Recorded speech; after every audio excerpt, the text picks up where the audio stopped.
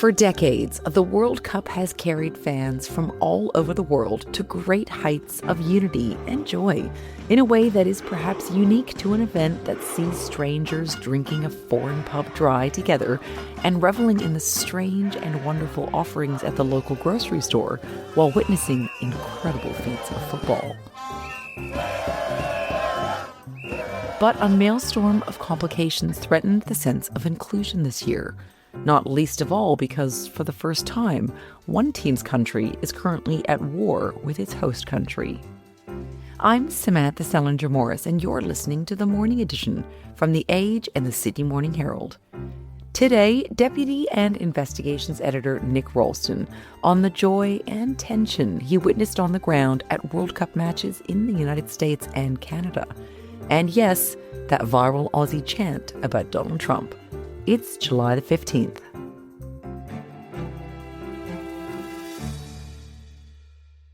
Welcome, Nick, back to the podcast. It's good to be here. Okay, now you just spent a month going to World Cup games in the US, also in Canada. And I just wanted to ask you, what was the expectation as you were heading over there? Like, was it this expectation that this event in particular brings people together from all around the world, unites them in some way? Well, FIFA likes to promote itself as football unites. I think there was sort of a bit of apprehension, a bit of angst about how the 2026 FIFA World Cup would probably play out.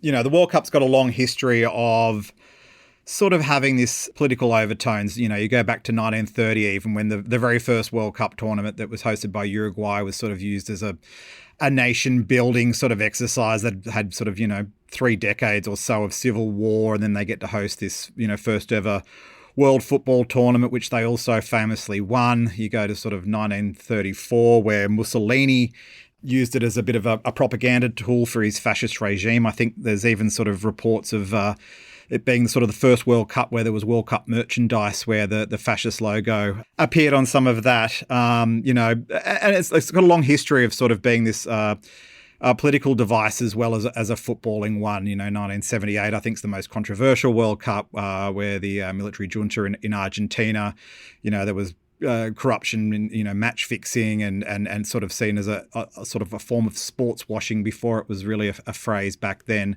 to sort of try and legitimize the regime there that was also sort of oppressing and killing a number of its opponents. And then you more recent times you had Russia in 2018, which was obviously a controversial choice as Putin tried to sort of show Russia as this open, modern, accepting society with all the other sort of stuff playing out in the background. And then Qatar, which had its own, it was the sort of real sport washing tournament as it tried to become a legitimate host nation. So 2026 was awarded, I think, in 2016, 10 years ago. And I think at the time, everyone was sort of expecting that a return to North America. The US had hosted the tournament quite famously in 1994. I think everyone thought that 2026 was going to be a return to sort of some sort of normality, or at least some sort of a more simple way of hosting a tournament. They weren't going to build big new stadiums. They were going to use, existing infrastructure. It was going to be shared across, 3 countries, sort of united all together. But a lot happened in those 10 years since North America were awarded it. And so I think myself flying into North America, there was sort of apprehension about what to expect. A lot was made about visas. There was a lot made about ticket prices, about just general expenses towards this World Cup and how it would go. It wasn't helped, I think, on the eve of the tournament. I think even the day or 2 days before it kicked off, the US rejected the visa application for a Somali refugee who'd been appointed by FIFA, sort of one of the top referees in Africa, was told he wasn't allowed into the country. And I think everyone was sort of bracing themselves as to what to expect. But as is the World Cup's known to do, once the sort of the first whistle goes, and once we started watching, Mexico play in the Azteca Stadium in Mexico City against South Africa, early goals, lots of red cards, the focus very quickly turned to football. And I think for much of the 4 weeks so far, the focus has really been on football with a few exceptions. Okay, so can you tell us, I guess, some of the moments that you witnessed on the ground that really did sort of bring about a unity or perhaps celebration of fans from different teams or, sporting solidarity or moments like, were there many moments like that on the ground despite all of what you've just said, which is, slight feelings of trepidation given the Trump administration's restrictive immigration policies and people being denied visas? Like, were there still those moments of unity that FIFA sort of promises, but. Yeah, once the tournament itself kicked off, I think all of that has faded massively into the background. I think this has sort of been very much a fan-driven World Cup. FIFA will take a lot of the credits. We've seen record crowds, record number of goals. We are obviously seeing more matches.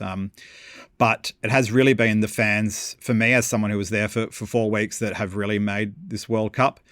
It's had 16 different sort of host cities, so it's been very well spread out. But you've seen some, pretty remarkable things happen. You've seen Scotland in their first World Cup since 1998 taking over Boston, literally drinking the city dry.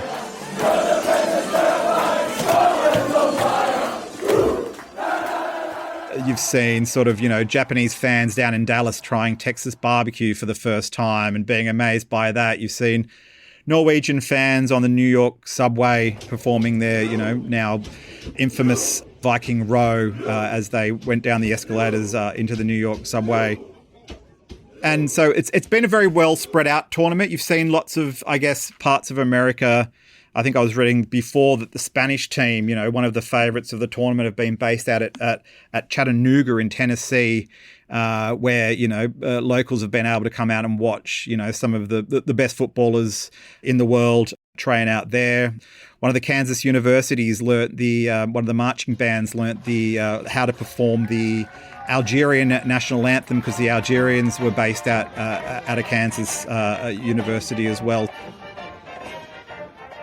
The Socceroos themselves were based out in Oakland, just outside of San Francisco, an area sort of a bit down on its luck in terms of sporting teams. They've, lost an NFL team, moved to Vegas. The Golden State Warriors NBA team moved into San Fran. So the Oakland residents really embraced the Socceroos as well.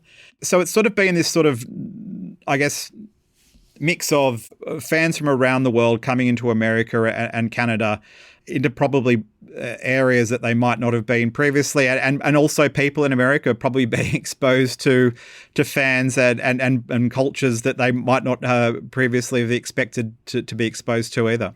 Okay, so can you just, I guess, break it down for us as someone who's been there on the ground? What is that World Cup fever? Like, what is it that sort of brings this spirit of, I guess, just unfettered joy among people who barrack for different teams, whose countries might be at odds in very serious ways over the generations? Like, what is that? Yeah, look, I think it is kind of strange. I've been trying to think about this as sort of we talk about Australian sport, and Australian sport for mine is very tribal. There's a lot of heated rivalries and tension between it all. I think there's a different atmosphere in a World Cup. I mean, I guess if you have to be realistic about it, there's probably only a handful of nations that, were ever going to be a chance of lifting the trophy. So I think there is this expectation that everyone goes there to support their nation, to show a bit of pride, but really to enjoy themselves, and in the hope that their country may, exceed expectations on the field and go further than they possibly could. But I mean, the Australian fans gained a bit of notoriety over there for, obviously some of the chants. There was the one which specifically referenced Donald Trump and being a sex offender.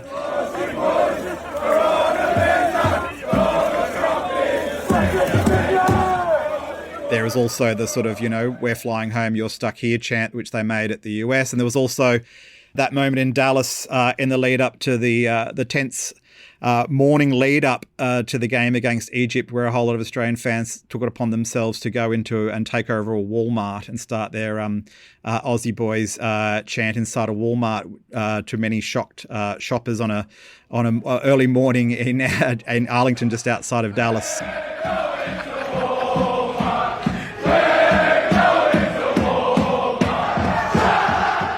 So I think there's just there's a real feeling of fun.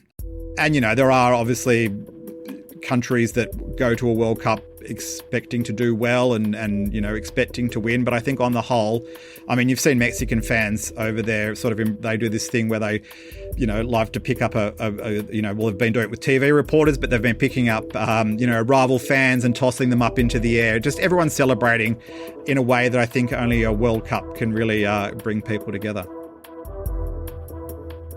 After the break, there's this sort of feeling amongst the diaspora that whether or not supporting the football team would also be supporting the regime, which many are against.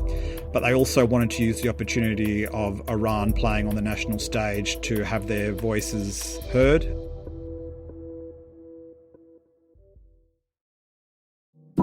Virginia Giuffre helped vanquish a prince and a millionaire. And I won't stop fighting. I will never be silenced. But one of her toughest battles was a very private one. It was the worst thing that could have happened to her. Her children or her life. Virginia, a podcast from the newsrooms of The Age, the Sydney Morning Herald and WA Today. Out now.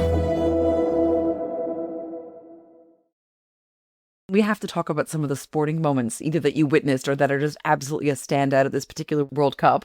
Because I saw in one of the stories that you wrote that there was 3 megastars of the tournament: Kylian Mbappé, Erling Haaland, Lionel Messi. They all scored multiple goals across 3 separate stadiums.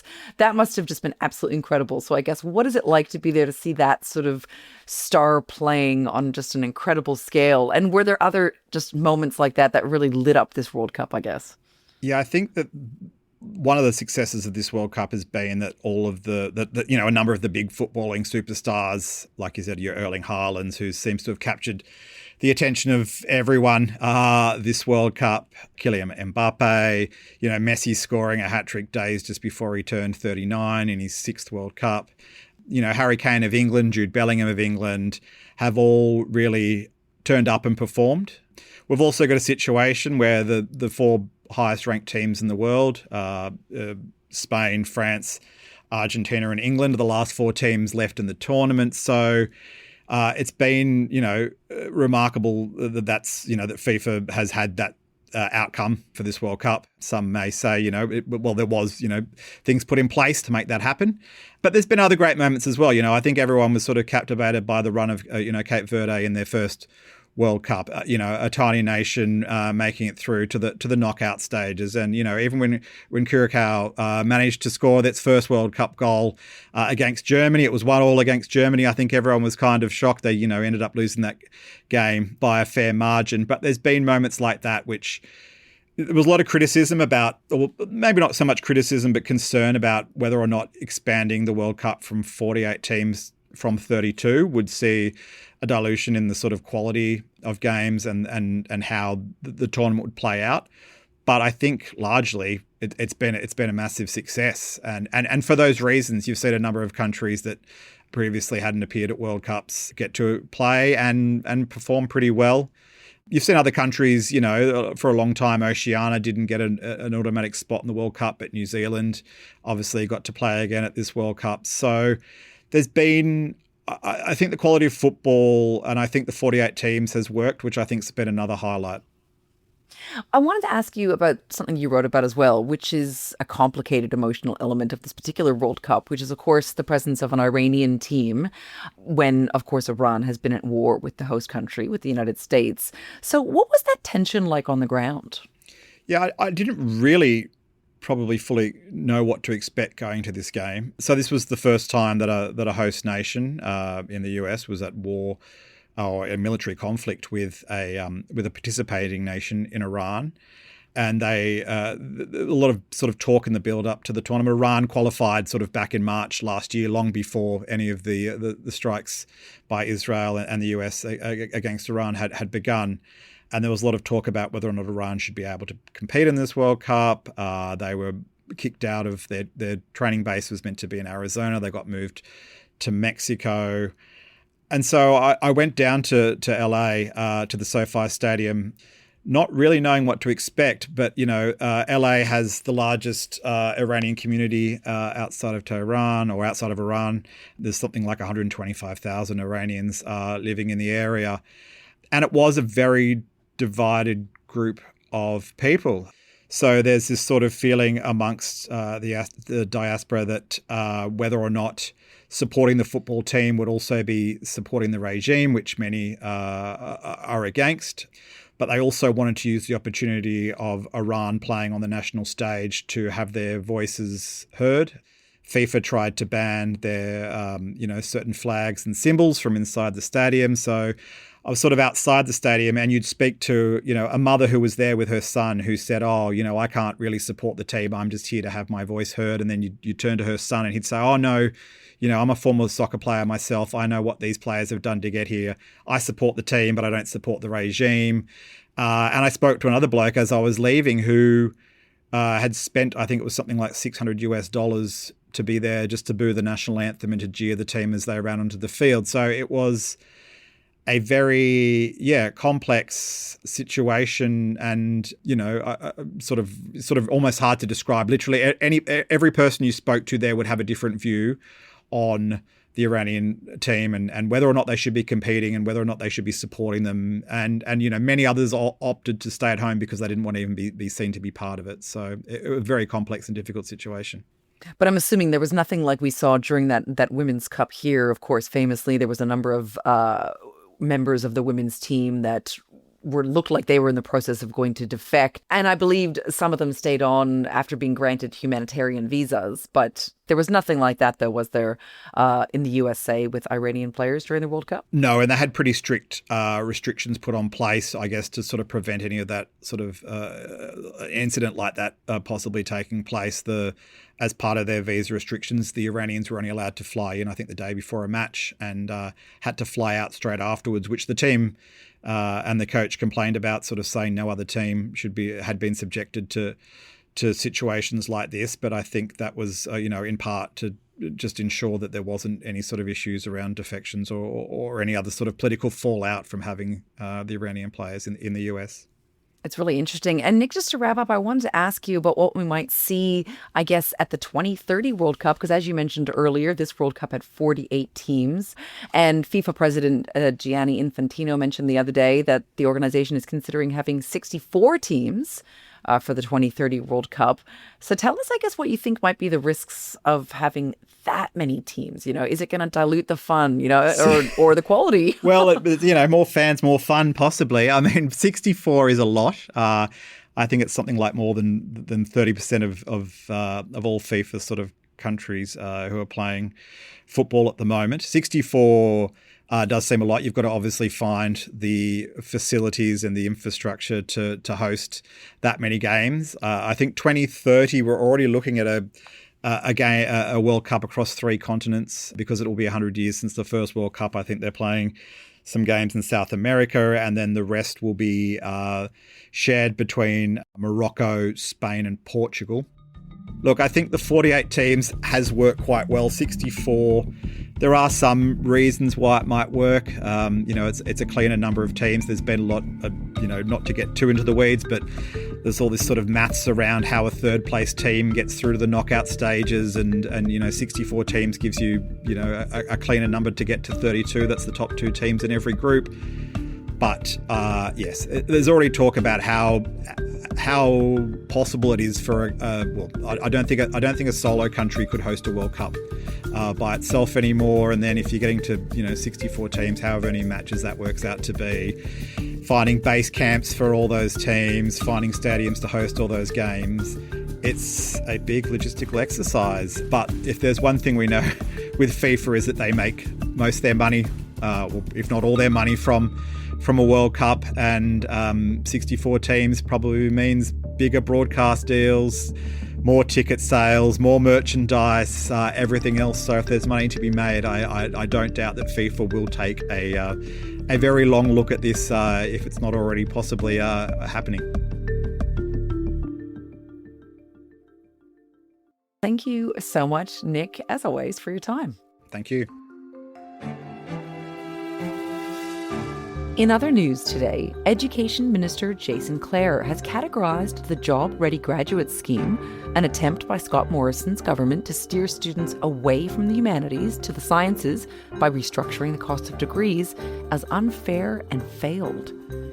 Investing in more fossil fuels and halting wind and solar farms could cut 5% from electricity costs by 2050, according to the CSIRO, but would increase atmospheric pollution and accelerate global warming. And in the past 40 years, there have been 10 property downturns, with 7 lasting less than a year. This time, experts are tipping that prices will keep falling until there's signs of an interest rate cut, which could be some time away. You can read more at theage.com.au or smh.com.au. Today's episode was produced by Chi Wong. Our executive producer is Tammy Mills, and our podcasts are overseen by Lisa Muxworthy and Tom McKendrick. If you like our show, follow The Morning Edition and leave a review for us on Apple or Spotify. Thanks for listening.